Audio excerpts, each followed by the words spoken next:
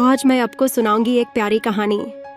रात का समय था और गांव के सभी लोग अपने अपने घरों में सो रहे थे, लेकिन एक छोटा लड़का रोहन अपने दादाजी की कहानियों से प्रेरित होकर एक जादुई जंगल की खोज में निकल पड़ा।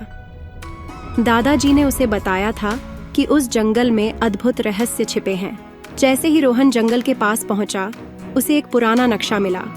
नक्शे पर लिखा था, इस जंगल के अंदर छिपा है एक जादुई खजाना। रोहन ने सोचा, यह तो रोमांचक है। उसने नक्शे का अनुसरण करने का निश्चय किया। जंगल में कुछ ही दूर चलने पर अचानक एक बाघ की गर्जना सुनाई दी।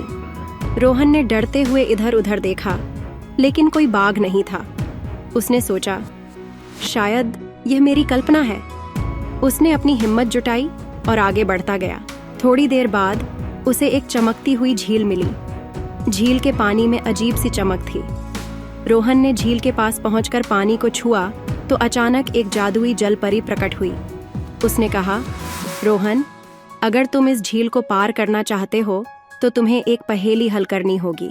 रोहन ने पूछा, क्या पहेली है? जल परी ने कहा, ऐसी कौन सी चीज है जो जितनी ज्यादा होती है उतना ही कम दिखाई देती है? रोहन ने सोचा और जवाब दिया, अंधेरा। जल परी मुस्कुराई और रास्ता खोल दिया। रोहन ने झील को पार किया।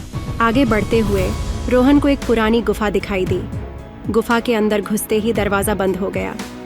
अंदर घुप्प अंधेरा था। रोहन ने अपने टॉर्च से रास्ता देखा।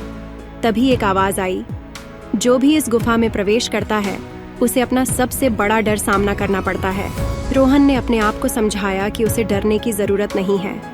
उसने हिम्मत जुटाई और आगे बढ़ा। अचानक उसे अपने चारों ओर सांप दिखाई दिए। रोहन को सांपों से बहुत डर लगता था, लेकिन उसने खुद को शांत किया और अपनी हिम्मत से सांपों के बीच से निकल गया। गुफा के अंत में उसे एक चमचमाता खजाना मिला। खजाने के ऊपर एक संदेश लिखा था, सच्ची बहादुरी वही है जो अपने डर का सामना करती है। रोहन ने समझा कि असली खजाना उसकी हिम्मत और साहस था। रोहन ने खजाने का एक छोटा सा हिस्सा लिया और वापस गांव लौट आया। उसने अपनी इस अद्भुत यात्रा की कहानी सभी को सुनाई। इस कहानी से गांव के सभी बच्चों ने सीखा कि चाहे कितनी भी मुश्किलें आईं, सच्ची बहादुरी वही है जो अपने डर का सामना करती है।